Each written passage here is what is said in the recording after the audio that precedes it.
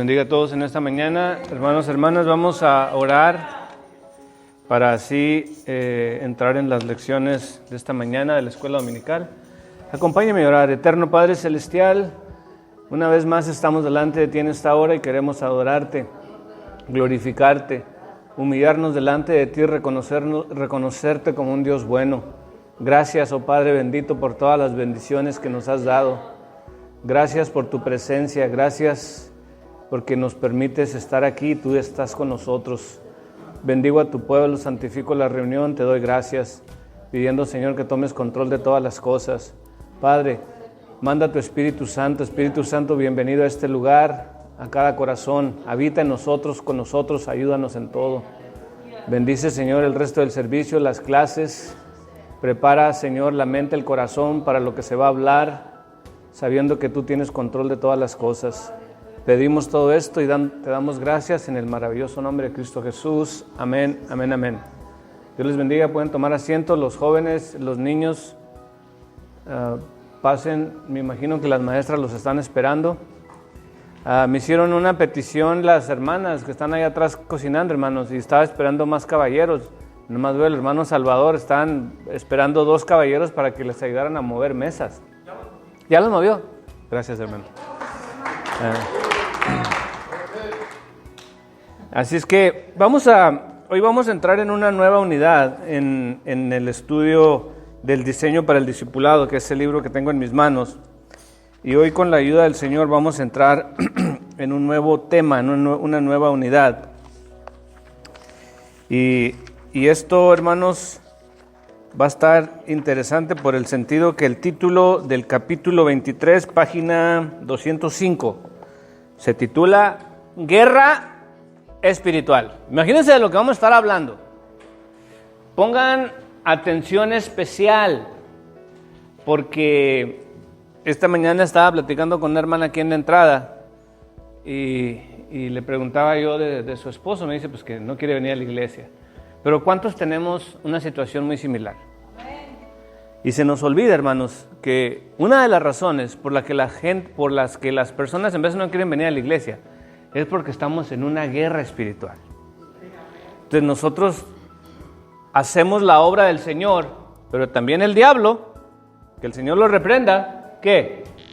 También está activo, también hace su parte. Entonces estamos en esa guerra, pero fíjense, les voy a leer el párrafo de introducción a este tema, capítulo 23, la guerra espiritual. Dice lo siguiente: en nuestra vida espiritual no tenemos otra opción que involucrarnos con fuerzas invisibles. ¿Por qué? Porque Satanás y sus demonios están en una lucha a muerte. Ellos se oponen ferozmente a Dios y al amor del corazón de Dios.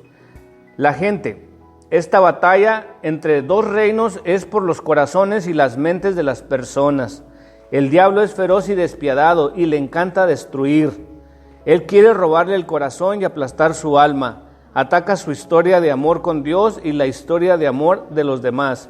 Y como si nuestra lucha contra el pecado no fuera suficiente, este enemigo usa nuestro propio pecado contra nosotros. Nuestra seguridad es que Jesús luchó victoriosamente por todos los que lo aman. Dios mismo es un amante fiero y celoso. Se nos pide unirnos a esta batalla con la seguridad de que a pesar de todas estas cosas, nuestra victoria es absoluta por medio de Cristo, quien nos amó. Romanos 8:37. Muy bien, entonces arrancamos con esto en mente. Ahora nos vamos a tener que pasar del tiempo, hermanos, porque empezamos bien tarde ahora. Pero tengan esto en la mente: cristianos, no cristianos, hay una guerra. Así como ahorita hay una guerra en Ucrania entre 2 poderes, amén. Rusia invadiendo Ucrania y Ucrania defendiéndose. Los 2 tienen soldados, los 2 tienen tanques, los 2 tienen armamento. Podríamos decir que uno es más poderoso que el otro, ¿de acuerdo? Pero aún así hay muertos, hay heridos, hay sangre, hay hambre, destrucción, todo lo que trae la guerra. Ahora, transfiera ese elemento de la guerra a nosotros aquí. Lo mismo, hay soldados, hay muerte, hay heridos, hay destrucción, hay dolor, Ahora, si nosotros el reino de los cielos, fíjense, una de las maneras en que se le titula a Dios es Jehová de los ejércitos. ¡Wow! Jehová de los ejércitos. Ahora, nosotros le servimos al Señor, entonces estamos del lado del reino de los cielos. Y le tiramos un bombazo al diablo. Y explota y demonios volando, hechos pedazos por aquí y por allá. Estoy hablando espiritualmente. ¿Usted qué cree que van a hacer ellos? Pues ahí les va. Y ahí viene el... Y vemos hermanos, ¡ay! Ya no quiero ir a la iglesia. ¿Por qué? Porque estamos en una guerra. Ahora, nosotros tenemos, hermanos, de parte de nosotros, al reino de los cielos, al Rey de Reyes y Señor de Señores. Amén. Entonces, vamos a entrar en esta primera lección de este tema de guerra espiritual, y el primer tema en esta mañana son dos reinos. Vamos a hablar de estos dos reinos en los cuales, quieras o no quieras, tú vas a pertenecer a uno de los dos. Fíjense, hermanos, y esa es una decisión personal de cada uno de nosotros. Tú vas a escoger con tus acciones de qué lado te pones. ¿Sí, hermanos? Y toda la gente, sean sus seres queridos, sean sus hijos, sus esposos, sus esposas, sus hijos, sus hijas, sea quien sea, todos escogemos de qué lado nos ponemos. Pongan atención, por favor. Por eso es que vemos lo que vemos en nuestro mundo, porque hay una guerra espiritual, porque hay dos reinos peleando, y pues cada quien va escogiendo de qué lado quiere estar. Pero vamos a hablar de estos dos reinos, y el primer versículo está en Efesios capítulo 2, versículos 2 y 3. Efesios 2:2. Dice la palabra del Señor: en los cuales anduvisteis en otro tiempo siguiendo la corriente de este mundo, conforme al príncipe de la potestad del aire, el espíritu que ahora opera en los hijos de desobediencia. Dice, ¿cómo se le llama el espíritu? ¿De qué, hermanos? Ahí dice, 2:2. Dice, conforme al príncipe de la potestad del aire. Le dice el príncipe de la potestad. Potestad viene de poder, de autoridad. El príncipe de la potestad del aire. Entonces, en el aire que nosotros respiramos, en todo el mundo, hay un príncipe del aire, que es el diablo. Y dice que él está haciendo ¿qué? El versículo 2 continúa, dice, el espíritu que ahora opera en los hijos de desobediencia. Entonces, ¿en quién está operando este espíritu del aire? En los hijos de desobediencia. ¿Desobediencia a quién? Pues a Dios y a su palabra. No obedecemos porque estamos siendo manipulados por este espíritu de mentira que es el diablo. ¿Por qué? Porque es parte de la guerra. Fíjense, hermanos, para entender esto, a mí me gusta una manera tan simple como enseñársela a un niño, que todo el mundo la capte y que no diga, no entendí. Vamos de regreso a Génesis. Dios formó el huerto del Edén, un lugar perfecto para que sus hijos vivieran en él. Y puso a Adán y a Eva y los puso en el huerto. Lo tenían todo. ¿Estamos de acuerdo o no estamos de acuerdo? Al diablo no le gustó esa armonía, esa relación que tenía Adán y Eva con su Dios. Dice que al caer de la tarde, Dios caminaba con ellos y platicaba con ellos. Entonces, había una relación, había una armonía, los pajarillos cantaban, las mariposas volaban y todo estaba bien bonito, ¿verdad que sí? Al diablo no le gustó. Entonces, van tomando esto como base, que cuando tú empiezas a desarrollar una relación con Dios, todo está bonito, todo está así, al diablo no le gusta, entonces dice la Biblia que anda como león rugiente.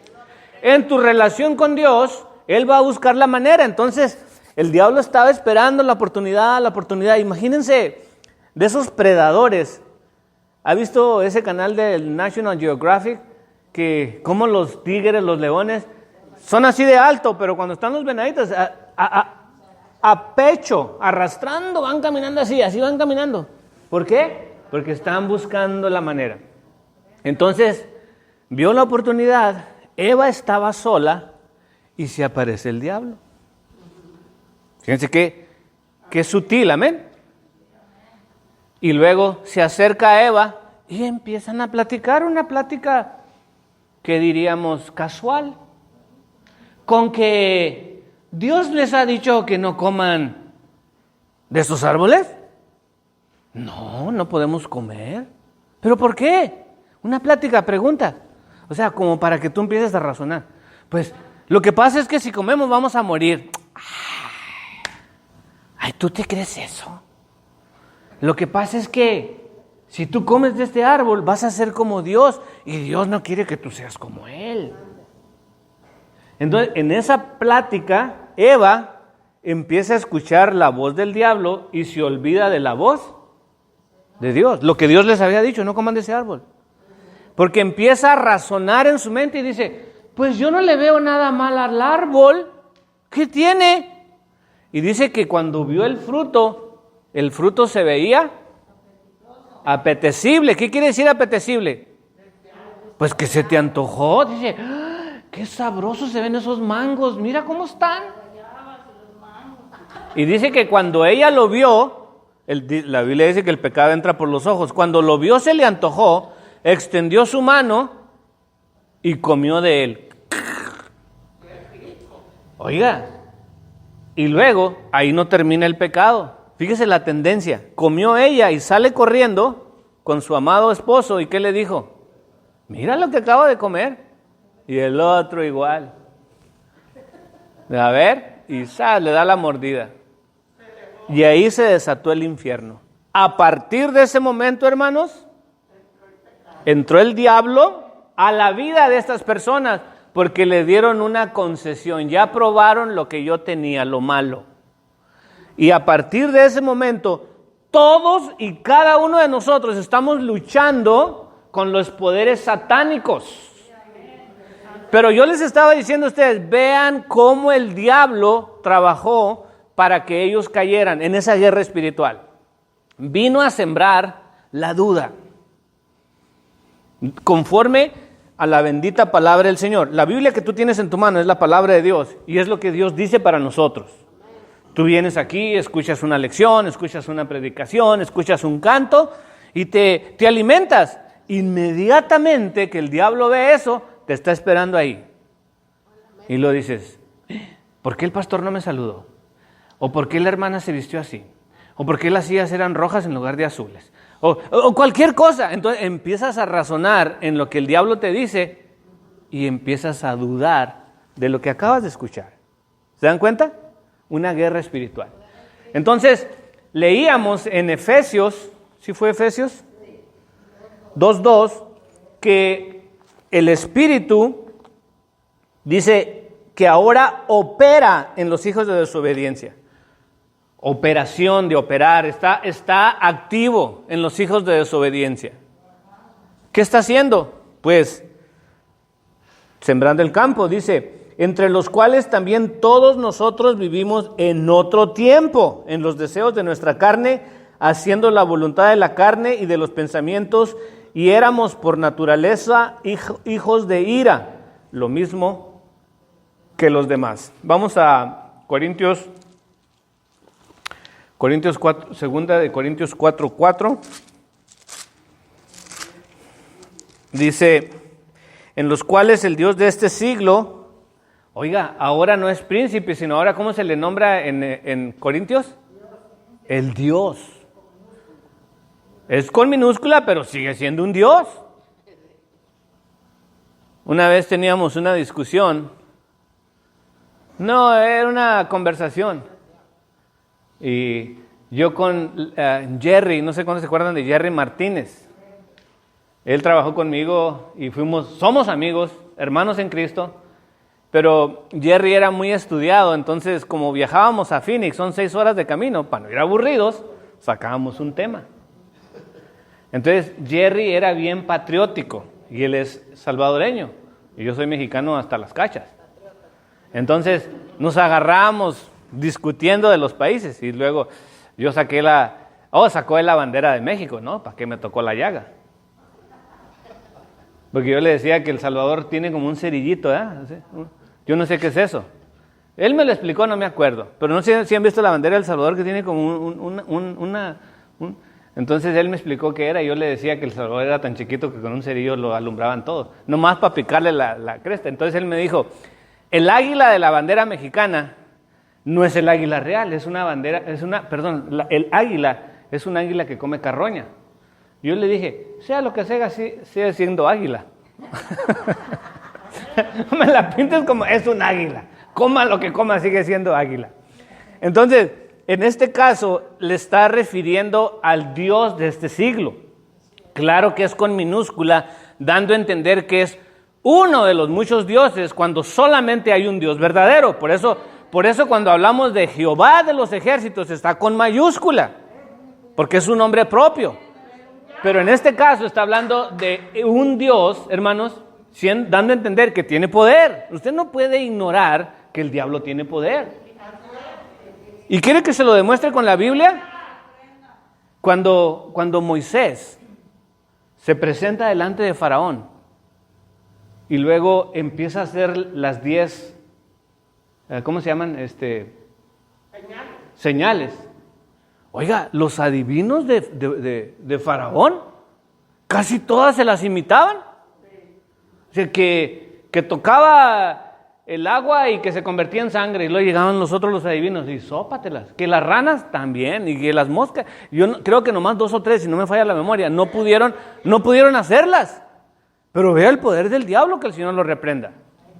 Pero recuerde que más poderoso es el que está con nosotros que el que está en contra de nosotros. ¿Amén?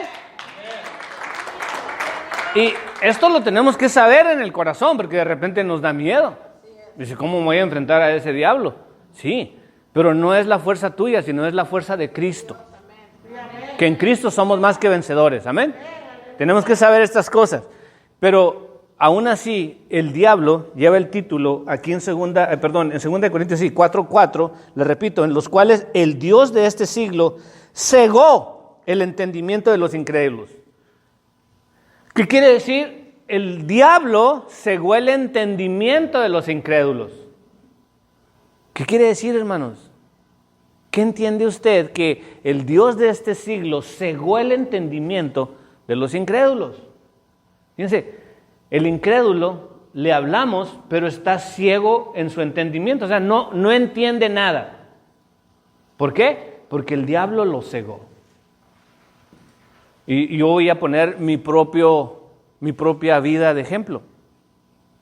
Cuando yo vine a esta iglesia por primera vez, fue porque el pastor Rafael Torres me invitó a la iglesia. Y cuando yo llegué a la iglesia, me senté hasta mero atrás, todavía se congregaban en la K, y el pastor predicó, hermanos, desde Génesis hasta Apocalipsis. Ahora, pregúnteme de qué se trató la predicación ese día. No me acuerdo, no entendí nada. Literalmente no entendí nada. ¿Por qué? Yo veía que había gente que gritaba, ¡Gloria a Dios! ¡Aleluya! O sea, que estaban recibiendo. Y yo decía, ¿y estos locos qué? ¿Es la verdad? Y yo me quería ir, hermanos, pero había algo que me detenía. Fíjense, a pesar de que yo no era cristiano, tenía respeto. Y a mí se me hacía falta de respeto levantarme mientras este hombre que representaba a Dios estaba hablando de las cosas de Dios. Y por eso no me salía, aunque no entendía nada. ¿Amén? ¿Por qué? Porque dice que el Dios de este siglo, ¿qué hizo, hermanos? Cegó, ¿qué? ¿El entendimiento de quién? De los incrédulos. Y esto es parte de la guerra que estamos experimentando hoy en nuestros días. Para terminar, 2 Corintios 4:4 dice, para que no le resplandezca la luz del Evangelio de la gloria de Cristo. Para que no le resplandezca la luz del Evangelio. ¿Cuál es el Evangelio, hermanos?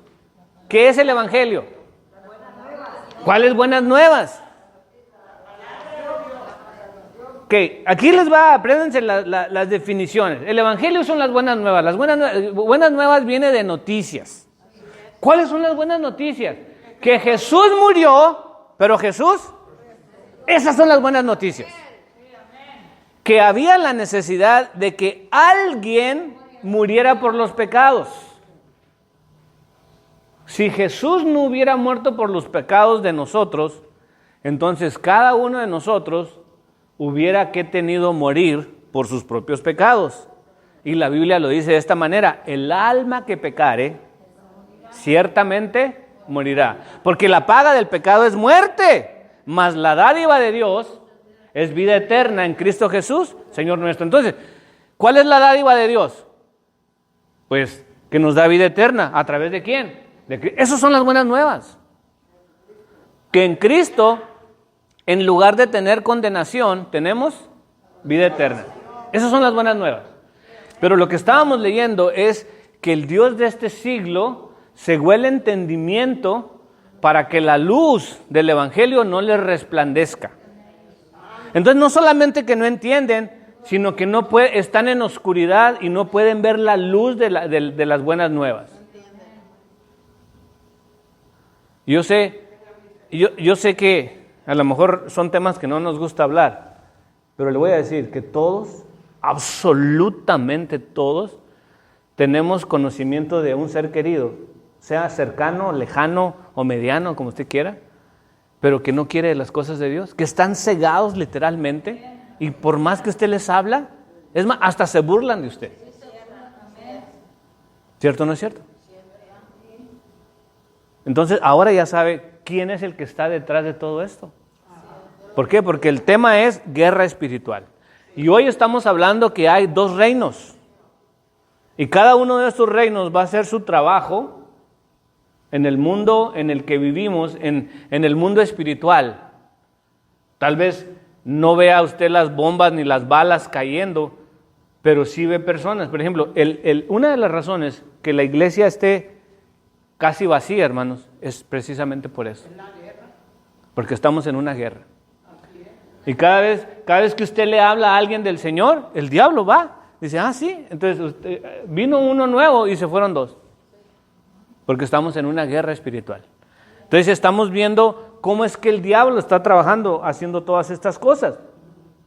Vamos a otro versículo. Vamos a ver cuál es el fin de Satanás y su reino. Apocalipsis 16:10.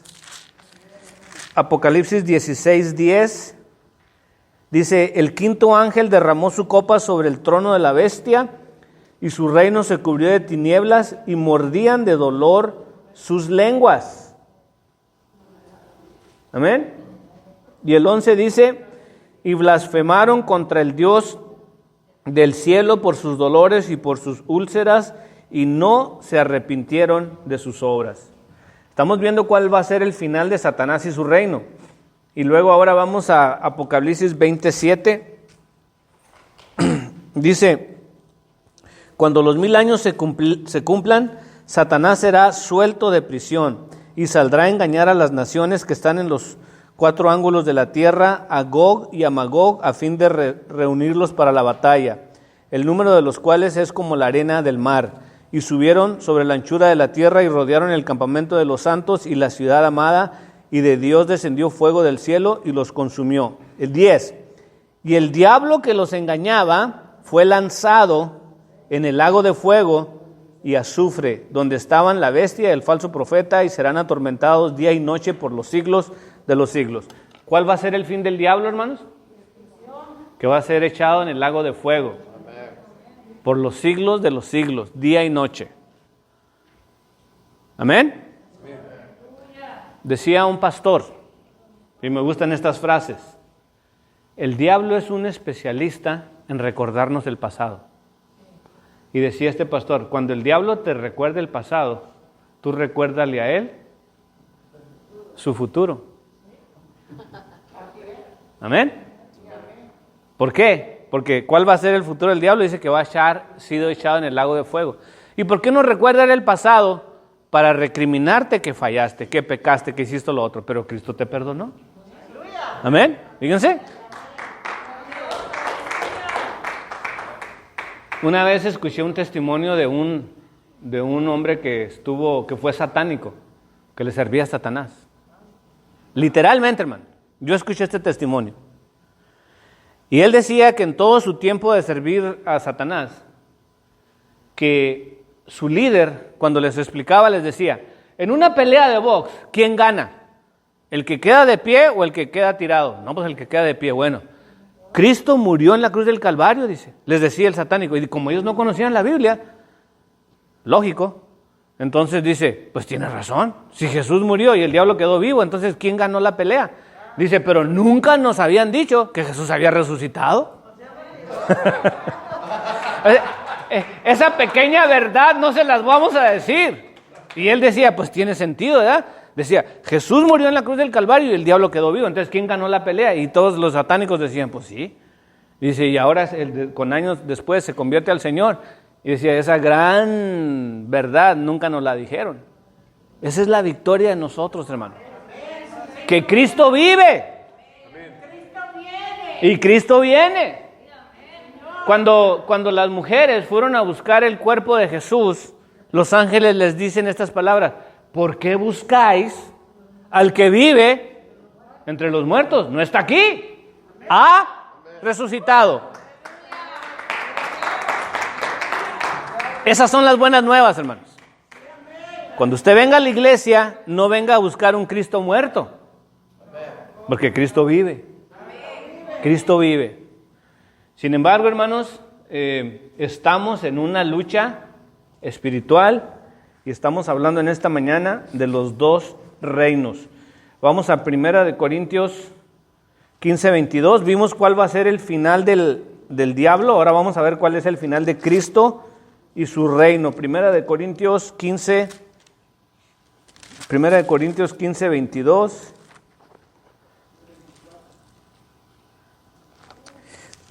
Dice la palabra del Señor en 1 Corintios 15:22. Dice, porque así como con Adán todos mueren, también en Cristo todos serán vivificados, pero cada uno en su debido orden. Cristo las primicias, luego los que son de Cristo en su venida.